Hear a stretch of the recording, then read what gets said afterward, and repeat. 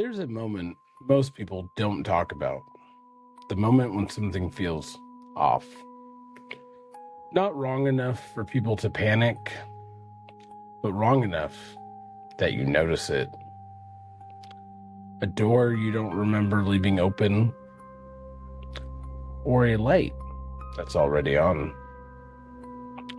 A sound coming from somewhere inside your home.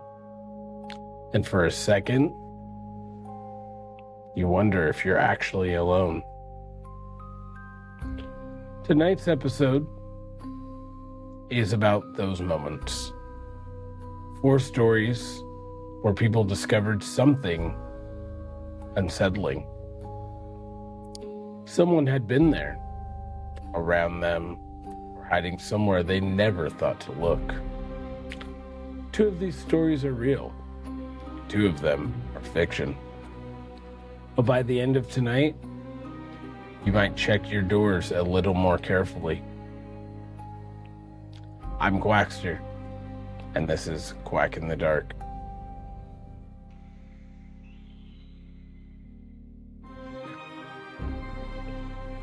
Let's begin. First story, the basement light. Old houses have a way of settling in silence at night, but sometimes the silence is interrupted by something that doesn't belong. Our first story begins with a couple and a basement light that refused to stay off. Emma noticed it first, not because it was loud, but because it was consistent. Every morning when she came downstairs, the basement light was on. At first, she assumed it was Jake. Jake assumed it was her. And like most small things, they brushed it off. Old house, bad wiring, nothing worth worrying about.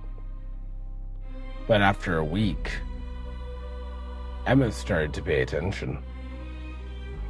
Every night before bed, she made a point to walk the basement stairs, flip the light switch off, and stand there for a moment, listening.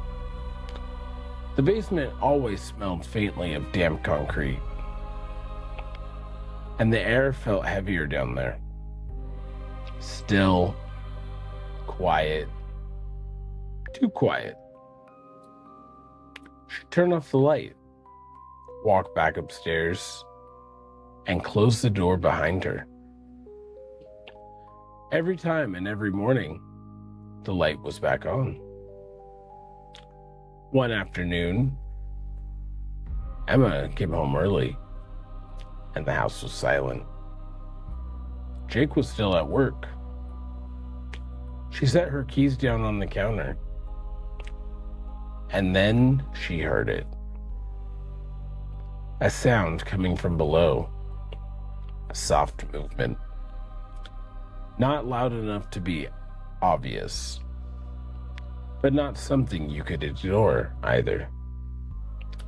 It sounded like a footstep. Slow. Careful. Emma froze. The basement door was slightly open, and she had closed it that morning. Her heart started to pick up, and it started to pound. She stepped closer. Jake, she called out. No answer. Another sound. A shift. Something brushing against concrete. Emma stood at the top of the basement stairs. The light was on. She hadn't turned it on. She walked down slowly. Each step creaked under her weight. The sound echoed more than it should have. She reached the bottom. The basement was empty. Boxes, shelves, old tools, Nothing moving. But something felt wrong. The air felt disturbed, like someone had just been there. That night, she told Jake, because he had heard something too, and he didn't laugh about it this time. The next evening, they both stood at the top of the stairs, listening. The light was off for once. Jake stepped down first. Halfway down the stairs, they heard it. Footsteps. From deeper in the basement. Slow, dragging slightly. Jake rushed down. Emma stayed at the top, heart pounding, while Jake checked everything. He checked every corner. He checked behind the furnace. He even checked behind the shelves. Nothing. The next morning, they found it. The basement window was open.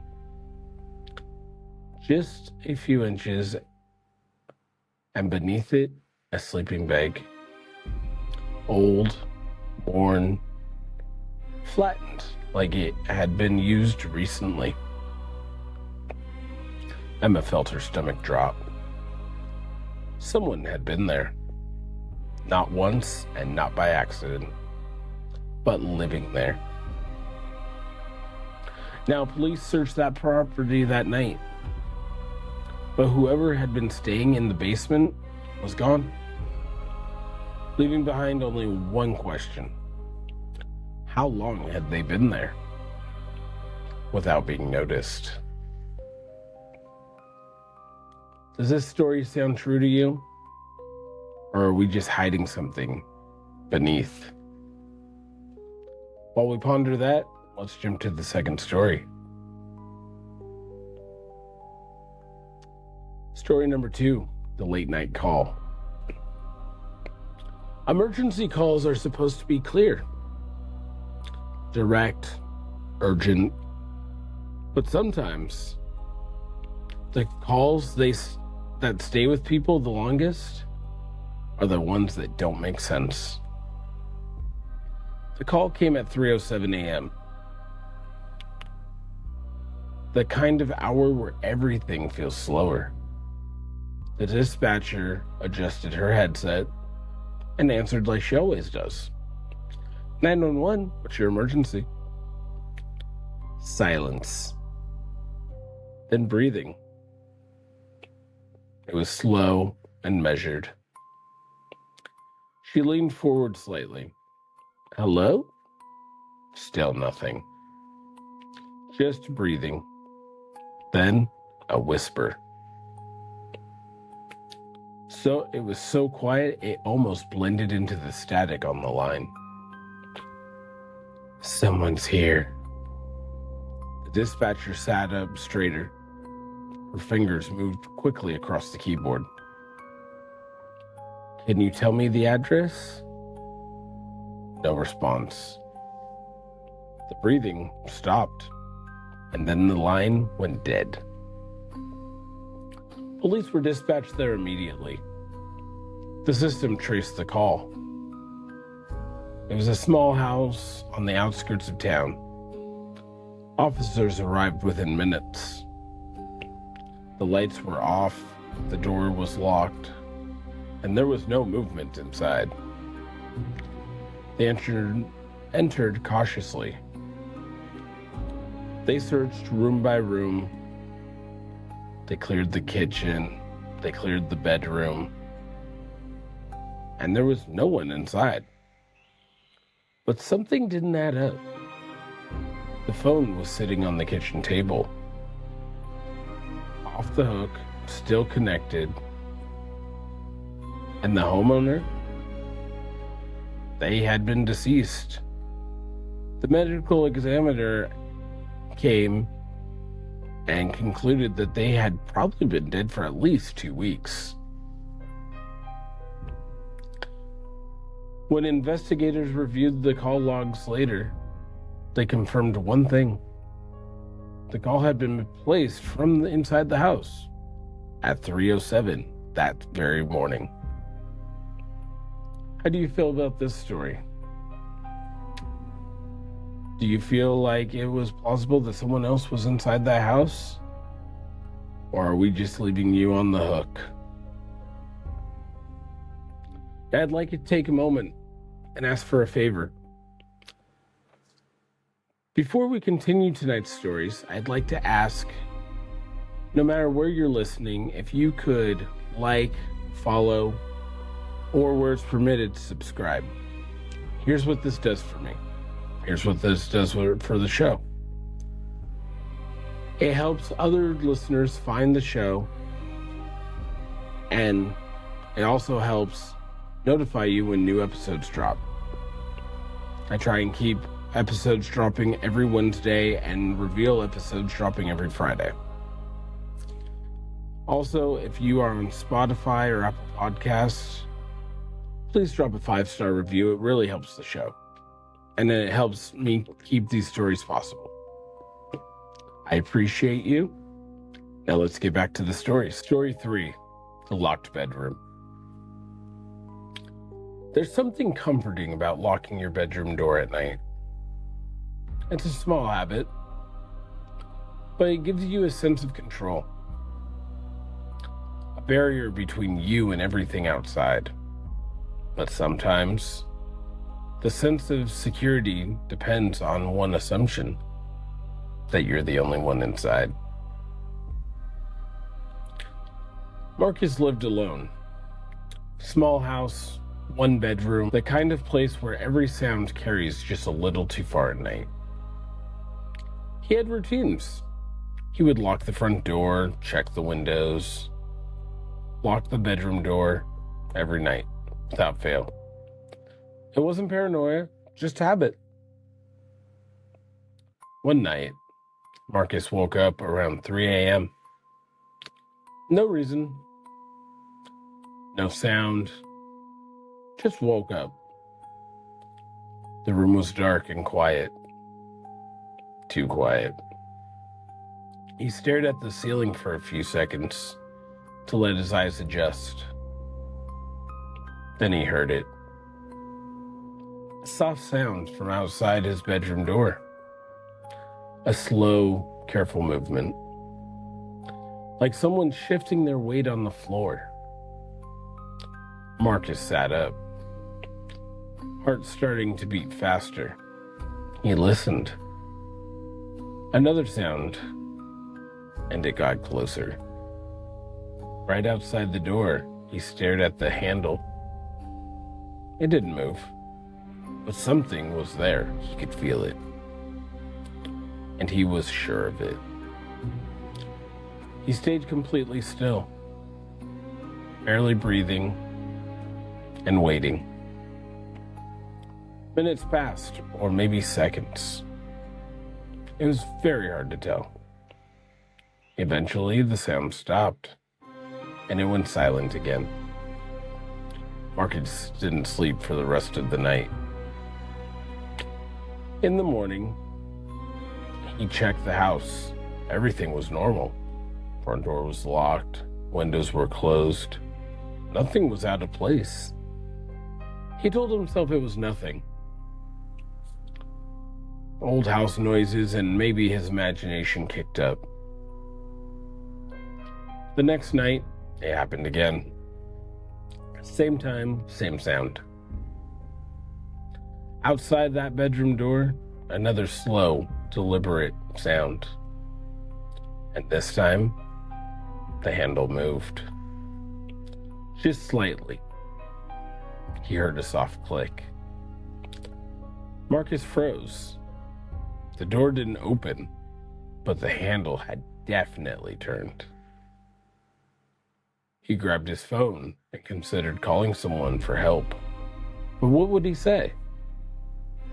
That someone might be in his house?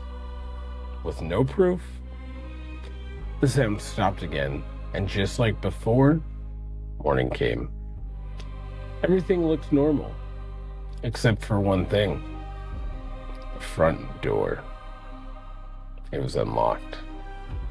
Marcus knew he had locked it. He was very sure of it. It was part of his routine, after all. That night, he didn't go to sleep this time. He sat in his bed, watching his door, waiting. As hours passed, nothing happened. Then, at exactly 3:02 a.m., the handle turned. Slowly. And this time, it didn't stop. The door opened just an inch, then 2.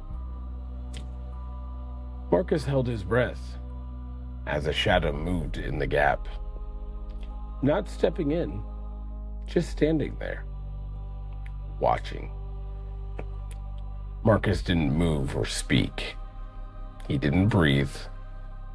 And after what felt like forever, the door slowly closed again, and the handle clicked, and all sound went silent. The next day, police searched the house, and they found something Marcus had never expected. Hidden behind a loose panel was a makeshift sleeping area. Blankets, food wrappers, and empty water bottles. Someone had been living inside his house for days or maybe longer, and they only came out at night. Marcus moved out the very same week, because locking your bedroom door at night doesn't help much if the person you're trying to keep out is already inside. Story 4, the spare key.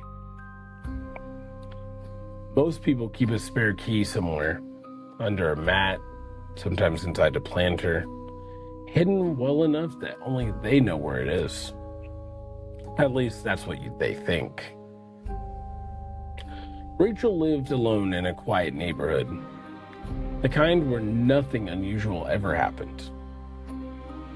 Neighbors waved, the lights turned off early, everything felt safe and predictable. Rachel kept a spare key. She kept it hidden under a loose brick in front of her door. She never needed to use it, but it was there if she needed it.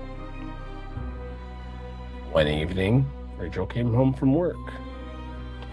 She unlocked her door and stepped inside, and immediately she felt it. The same feeling that something was off. Not obvious, just wrong. Her living room looked normal. Nothing moved, nothing broken. But the air felt different, felt disturbed. She walked into the kitchen, and she paused. The cabinet door under the sink was open. She was sure she had closed it. She stood there for a moment, listening. Nothing. That night, she locked every door and checked every window. And then she went to bed. At 2:41 a.m., she woke up to a sound. It sounded like it was coming from downstairs. There was a soft click, like a door opening. She sat up slowly. Her heart was racing. Her ears were opened as she listened. She heard footsteps and then quiet. Sounded like the footsteps were moving through the house. She grabbed her phone, and her hands were shaking, debating whether or not to call for help. The footsteps stopped, and then it went quiet again. In the morning, everything looked normal, except for one thing. The front door, locked. But not the way she had left it. The deadbolt was turned halfway, like someone had tried to lock it, but then they stopped. Rachel checked the spare key, and it was still under the brick, right where she had left it. That night, she decided to test it. Before going to bed, she took the spare key, and she moved it to a different spot. She put it inside a small planter and hid it deep under the soil, somewhere where only she would know. And at 2:41 a.m., like clockwork, she woke up again. Same time to the same sound. The front door was opening. Rachel didn't move, and she didn't make a sound. Footsteps entered the house, slow and familiar, like someone who had done this before. She stayed frozen, listening, while she listened to the footsteps move through to the living room, and then into the kitchen, and then they stopped. Minutes passed, then footsteps again, moving back to the door. The front door opened, closed, and then all went quiet. Rachel waited until morning, and then she checked her planter for the spare key. It was gone. The police got called, and they searched the house, the yard, and the neighborhood. But whoever had been entering the house was never found. Rachel never found out how they knew where the key was, or how long they had been coming inside. But one thing was certain. They had been there before, and they knew exactly how to get back in. 4 stories. 2 of them are true, 2 of them are not. But all of them share one thing. Someone was already there. Think carefully which ones you believe, because in the next episode we will reveal the truth. I'm Quackster, and this has been Quack in the Dark. Sleep carefully, because sometimes the stories are listening too.